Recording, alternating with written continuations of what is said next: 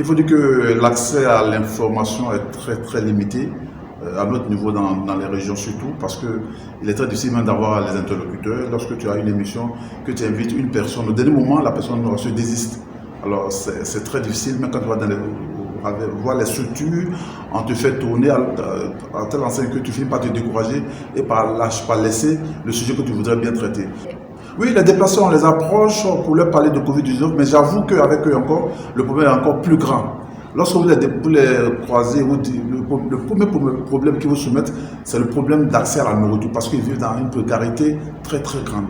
Ils vous diront, Covid-19, nous on n'a pas affaire à Covid-19, nous on veut avoir à manger. C'est la nourriture qui nous intéresse d'abord. Donc pour accéder à l'information, quelquefois on fait un effort. Parlant de Covid-19, nous sommes dans des villes où il y a des centres de santé de référence. Et donc, il y a des points focaux Covid dans tous les centres de santé de référence.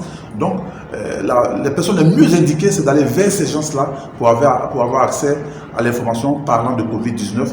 Mais j'avoue que quelquefois, c'est pas facile. Mais comme c'est notre métier, on se fait toujours fort de courir après l'information. Mais avec l'abnégation, c'est sûr qu'on aboutit à la réponse.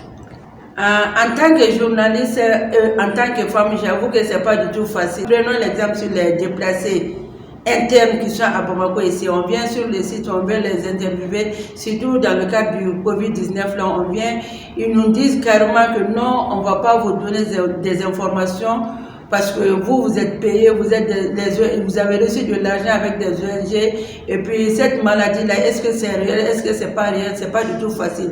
Et puis quand tu viens aussi, tu as des émissions programmées, préparées, tu veux avoir des interlocuteurs tels que les docteurs par exemple, ils te disent oui, tu les convies dans ton émission, ils te disent oui, mais à l'heure venue de l'émission, ils disent que eux, non, ils ont d'autres préoccupations.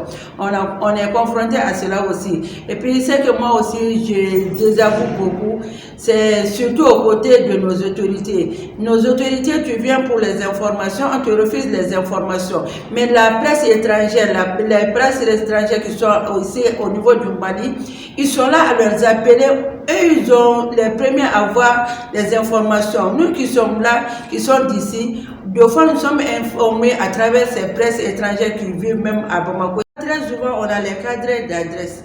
Les carnets d'adresse, là, tu as ça, tu as tes contacts. Si moi, je ne peux pas avoir quelqu'un, et que toi, tu as connaissance de quelqu'un qui peut faire résoudre moi mon affaire, il ne faut pas avoir le complexe, il faut passer par celui-là. Là. Mais il ne faut pas te décourager. Moi, je suis venu aujourd'hui, je n'ai pas eu l'information. Il faut insister, il faut repartir encore demain, après-demain, jusqu'à ce que tu aies l'information que tu cherches.